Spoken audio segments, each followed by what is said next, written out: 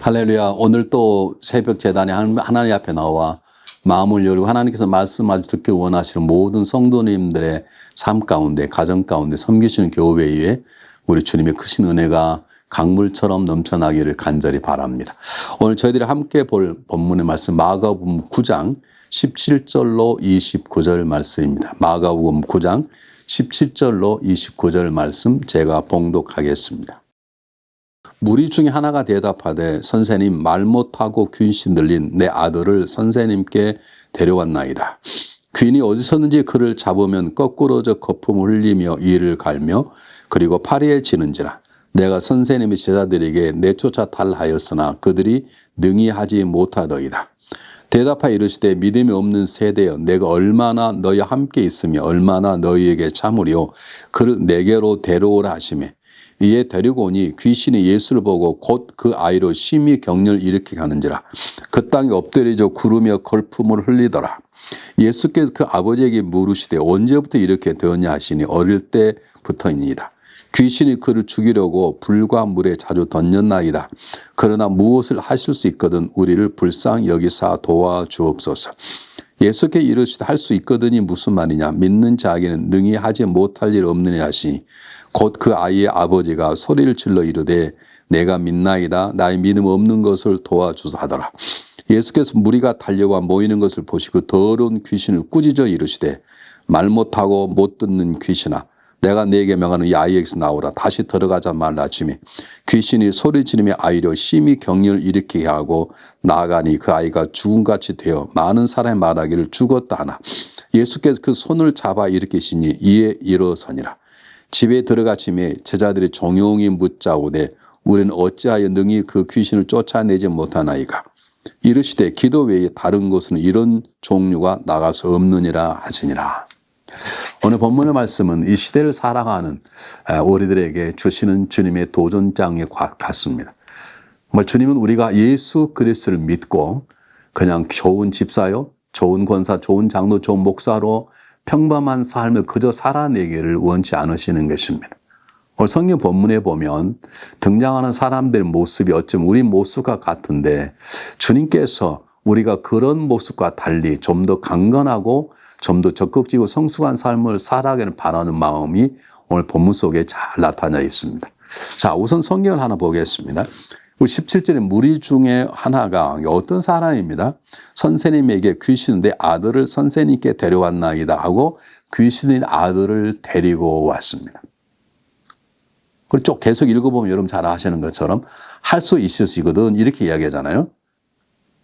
저는 할 수 있습니다. 그냥 고쳐주십시오. 그렇게 말하지 않고 선생님이라도 예수님, 주님이라고 하지도 않고 이런 말을 했어요. 그런 예수님께서는 믿음이 적은 자야 나는 고칠 수 없다. 그러지 않고 이 아버지의 소원대로 아들을 놀랍게 치유해 주시고 강건한 역사를 행하시는 것입니다.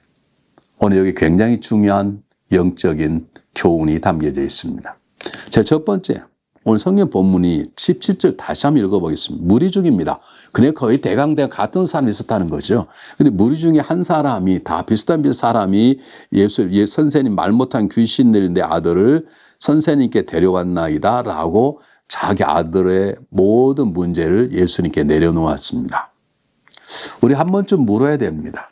우리 성경 본문 내용을 잘 아는 사람들은 이 아들의 귀신 들린 아들의 아버지의 믿음이 그렇게 썩 성숙하지 않을 압니다. 예수님께서 고쳐달라고 하지 않고 하실 수 있으시거든. 우리 가끔 그걸 가지고 설교도 들어보고 때때로 그걸 가지고 대화도 많이 나누잖아요. 근데 그건 두 번째 문제, 어찌하든지 자기 해결할 수 없는 문제를 예수님께 가져왔다는 것은 대단히 중요한 것입니다. 정확히 말하면 주여라고 말하지도 않습니다. 선생님이라고 부릅니다. 아직 예수 그리스도가 누구인지 잘 모릅니다. 우리가 생각하기에는 예수님은 그냥 병든 자를 고치신 분이래. 귀신 들린 자를 쫓았대. 그런 소문을 들었을 거예요. 그러나 그것조차라도 붙잡고 나와서 예수님께 자기의 가장 심각한 문제를 내려놓았다는 것은 우리가 깊이 생각해 보아야 될 줄 압니다. 다 성숙한 사람만 기도하는 것이 아닙니다. 우리가 예수 그리스도 완벽히 알기 때문에 찬양하는 것도 아니고 우리 하나님을 온전히 다 알아서 하나님을 예배하는 것도 아닙니다. 우리 사실 예수님도 잘 모르고 하나님도 100% 할 수도 없습니다. 근데 중요한 건 우리의 마음속에 예수님을 찾고자 하는 마음, 하나님 예배할 마음이 조금이라 있다면 그 마음이 온전치 않고 아직 성숙하지 않는다 하더라도 그 마음이 있으면 오늘 성령 이름 모를 이 귀신을 자의 아버지처럼 주님 앞에 나오는 결단이 필요한 것입니다.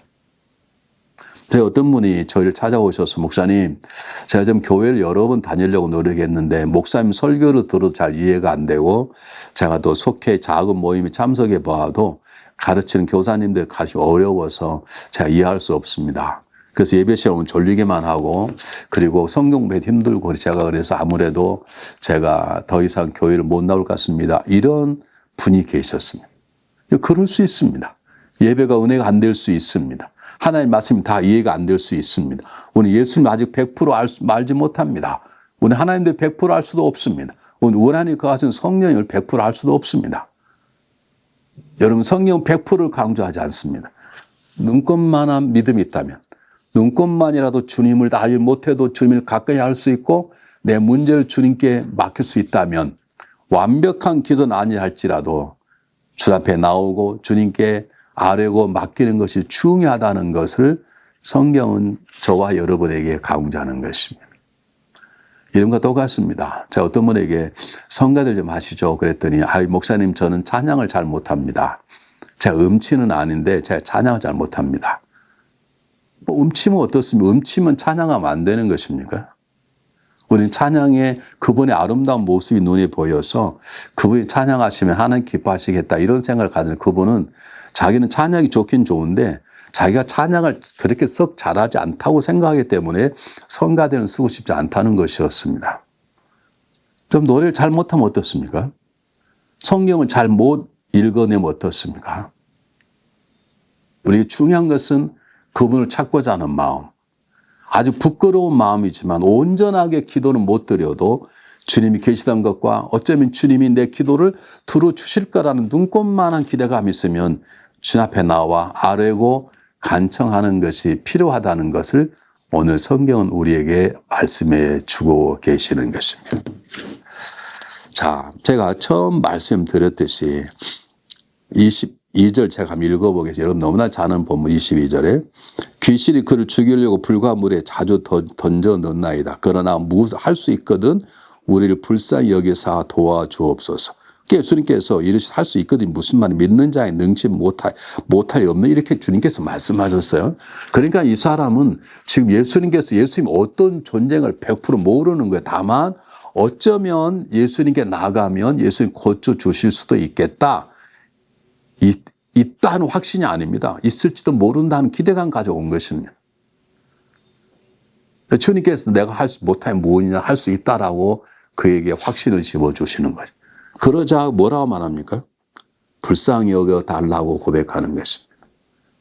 사랑하는 여러분, 예수님은 우리가 완벽한 믿음으로 그분 앞에 서는 것을 항상 기대하는 건 아닙니다. 우리가 성숙한 자가 되고 성숙한 기도자가 되고 성숙한 봉사자가 되기를 주님은 끊임없이 기대하지만 우리가 그러지 않는다고 그분은 우리를 멀리하거나 우리를 딸리거나 우리 기도에 응답하지 않은 것이 아닙니다.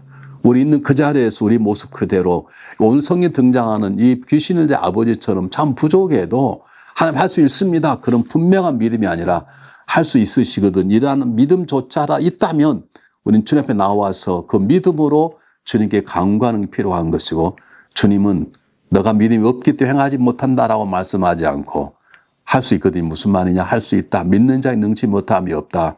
내가 너희 아들을 고치니 앞으로 잘 믿었으면 좋겠다.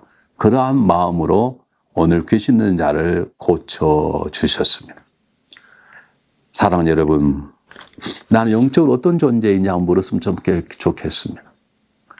나는 예배들을 나올 때마다 그분이 나 예배를 기뻐 받아주시는 게 분명 확신하는 것인지 아니면 예배를 드리는 것이 아니라 예배를 보는 것.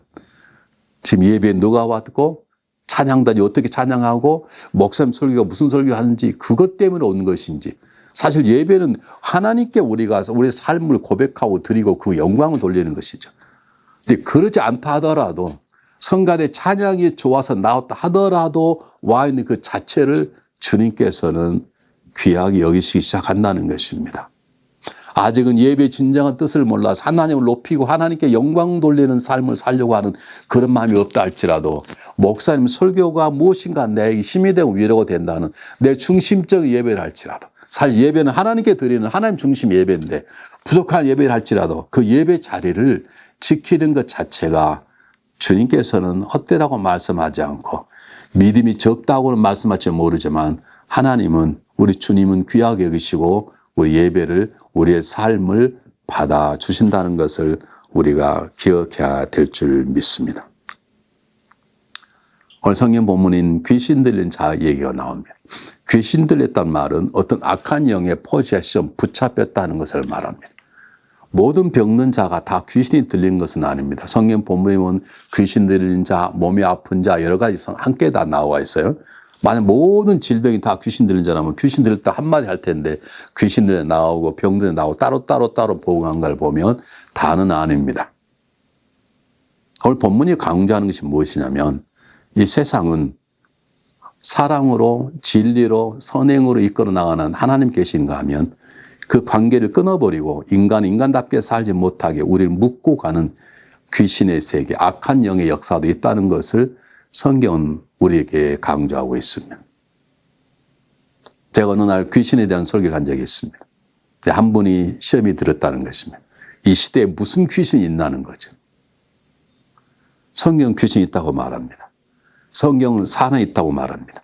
성경은 우리의 삶을 넘어뜨리는 예수님과의 나와의 삶을 넘어뜨려버리는 그리고 인간답지 못하게 살게 만들 악한 영의 역사가 있다는 것을 성경은 분명히 증거하고 있습니다. 그것 때문에 우리가 두려워하거나 그것 때문에 우리가 인생을 적당히 살 건 아니지만 그 모든 것들을 다스리시고 자유케 하신 주님이 오셨다는 믿음을 가지고 우리가 바르고 정신 차리고 깨어 살아갈 필요가 있다는 것이죠. 오늘 성경 본문을 읽으면서 정말 나는 그분 앞에서 자유함을 누리는 것인지 아니면 나는 분명히 구원받은 자에는 불구하고 내 한 구석에 어떤 이유 때문에 눌려 있거나 세상에 빼앗겨 있거나 아직도 귀신이 나의 마음을 건드는 부분은 없는 것인지 한번 헤아려 볼 필요가 있는 것입니다. 우리가 잘 살아도 몸 한 곳은 아플 수 있지 않습니까? 100% 건강한 사람이 몇 명이 되겠어요? 어떤 사람은 다 좋은데 눈이 안 좋다. 어떤 사람 다 좋은데 위가 어떤 사람 다 좋은데 뭐 무점이 있다 할지 전혀 하나씩은 다 부족한 것처럼 우리 영적인 한쪽이 부족한 부분이 있는데 그 부족함이 악한 영의 역사에 의해서 부족함이라면 우리는 그것을 그냥 넘겨서는 안 되고 주님께 나아가 주님께 맡기고 주님께 부탁하여서 우리 묶여진 부분들을 자유케 하는 그런 치유함을 받는 역사가 우리에게 있어야 됨을 성경은 말하고 있는 것입니다. 제가 한번 읽어보겠습니다. 28절 29 읽어보겠습니다. 집에 들어가시매 제자들이 조용히 묻자오되 우리는 어찌하여 능히 귀신들을 쫓아내지 못하나이까 이렇게 물었습니다. 그러니까 기도 외에는 이런 일이 없다는 것이죠. 제자들은 기도하지 않았을까요? 제자도 기도했을 것입니다. 근데 왜 우리 물어볼까요? 기도에도 수준이 있다는 것입니다. 여러분 우리 기도해야 됩니다. 쉬지 말고 기도해야 됩니다. 어느 정도 기도해야 되느냐? 예수 이름으로 기도할 때 귀신이 나갈 정도까지는 하셔야 됩니다. 단순히 기도는 하나님과의 대화를 통해서 내 마음이 시원함, 내 마음이 스트레스 풀고 평안하고 우리가 어른이 엉엉엉 울고 나면 마음이 편해지는 것처럼 우리가 기도하고 나면 편해져. 그 정도가 아닙니다. 오늘 성경 본문처럼 기도 외엔 이런 일을 날 수 없다는 말은 기도를 통해서 너도 이런 일을 할 수 있다는 예수님의 가르치시는 것입니다. 우리는 구원받은 십자가 용사입니다. 우리는 하나님의 말씀에 날카로운 칼날을 가진 하나님의 말씀을 들고 있습니다. 우리는 기도라는 총과 같은 거대한 영적인 무기를 가지고 있습니다. 그러므로 우리는 우리를 공격하는 사단의 공격, 우리 이웃을 묶고 있는 귀신을 예수 그리스도의 이름으로 기도로 말씀의 능력으로 그들을 풀어내고 자유케 하고 이 땅에 하나님 나라를 왕성히 자랄 수 있도록 일해야 될 것입니다. 주님 말씀하셨습니다. 기도 외인이란 말은 무슨 말입니까? 기도하면 할 수 있다. 기도하면 너희도 나처럼 귀신을 내쫓을 수 있다는 놀라운 말씀입니다. 그런 일이 경험할 수 있는 걸 소망하면서 정말 그런 일이 내 삶 속에 일어나기를 바라는 마음으로 기도를 해야 되겠습니다. 이런 말 하면 어떤 분이 목사님 저도 기도 많이 해봤는데 잘 안 되던데요 그러는데 기도를 그냥 하는 게 아니라 기도는 흔히 말하면 세 가지 차원이 있습니다. 하나는 골방 기도입니다. 마태복음 6장 6절에 보면 하나님과 1대1로 만나는 기도가 필요합니다. 아무도 모르는 나만 하나님과 은밀한 기도가 필요합니다. 두 번째, 사도행전 12장 5절에 보면 베드로가 옥에 갇혔을 때 일종의 무리들이 교회라고 나와 있지만 그건 교회가 아니라 사실 그때는 교회라고 했습니다만 요즘 같으면 속회입니다. 속회가 모여서 기도할 때 베드로에 갇혔던 옥문이 열려버립니다. 그것을 우리는 조그마한 합동기도, 합심기도라고 말합니다. 뿐만 아니라 사도행전 2장에 보면 예루살렘 교회 전체가 모여서 뜨겁게 기도했어요. 이걸 공동체의 기도라고 합니다. 원래 이 세 가지 기도가 우리 속에 배어 있어야 합니다. 하나님과 인밀한 기도, 하나님만이 아시는 내 마음에 내어놓음과 고백의 기도가 있어야 되고 하나님만이 나의 보여주는 그 누구도 모르는 그분께서 나의 보시는 그분의 은혜, 그분의 능력이 체험돼야 되고 그리고 같이 모여진 가까운 사람이 모여서 교회를 위해서 한 가정의 이웃을 기도하는 그 기도가 필요한 것이고 그리고 아까 제가 말씀드렸던 것처럼 교회 전체가 매달리는 합심기도, 예를 들면 금요기도에 전교인 새벽이 있지 않습니까?